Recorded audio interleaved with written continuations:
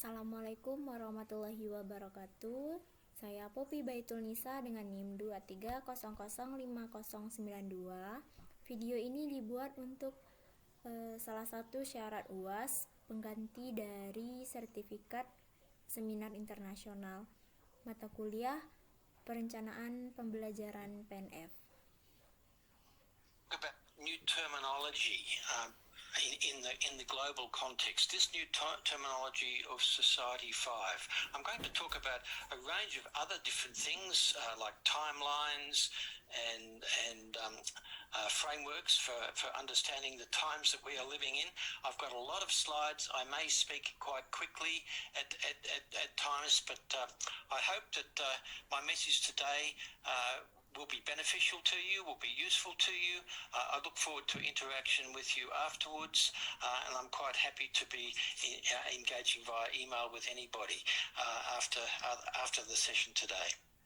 So then, first of all, my university, for the last few years now, we have this protocol at the beginning of all of our teaching and all of our presentations.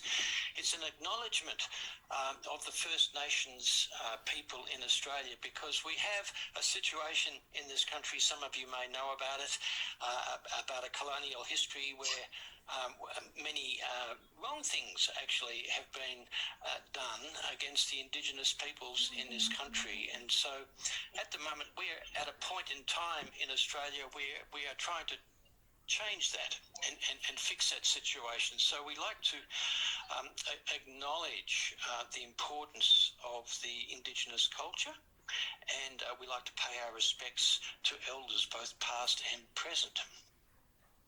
And on that note, I was thinking about this opportunity I have here speaking with you all today, and the situation where we're engaging virtually and interculturally, speaking across different countries, and I'm thinking about in some ways how Indonesia is ahead of us here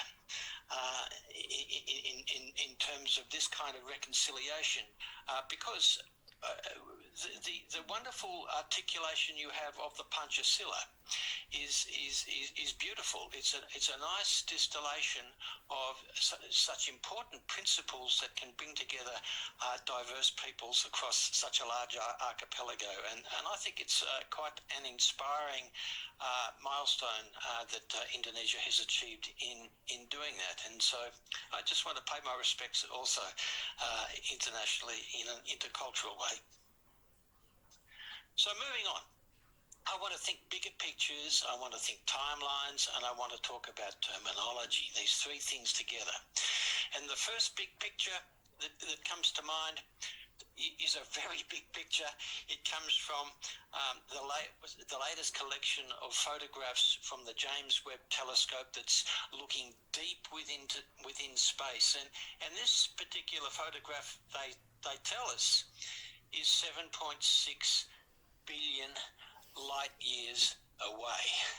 This is wow. This is a really big picture, a big idea to get our heads around. But just the astonishing progress of science that is taking place, that continues to take place in the times that we're living in. That's the biggest picture I can think of at the moment. But also we have a range of other timelines that we can assemble in understanding our times, and sometimes we talk about the digital revolution and the period in which it has taken place. We look at the timelines in Asian history, across prehistory and history, lots of wonderful representations of history and our trajectories through it into the future. And of course, here we have this new timeline and a new terminology that's being discussed, the topic of this conference, Society 5. Where have we come from? Hunting societies, an agrarian society, industrial society through information society, and now Society 5. Lots of terminology. It's kind of cute, in a way. It's catchy terminology, and I suspect it's terminology that will stick around for quite a while. I think is quite interesting and useful terminology for us to consider. However, we also in a situation where, because we have so much innovation, so much change happening, lots of new terminology is taking place all the time. And so if we were only just looking at the tech terminology in recent times, and what Gartner, the big think tank from the US, is presenting as the top strategic technology trends for 2022,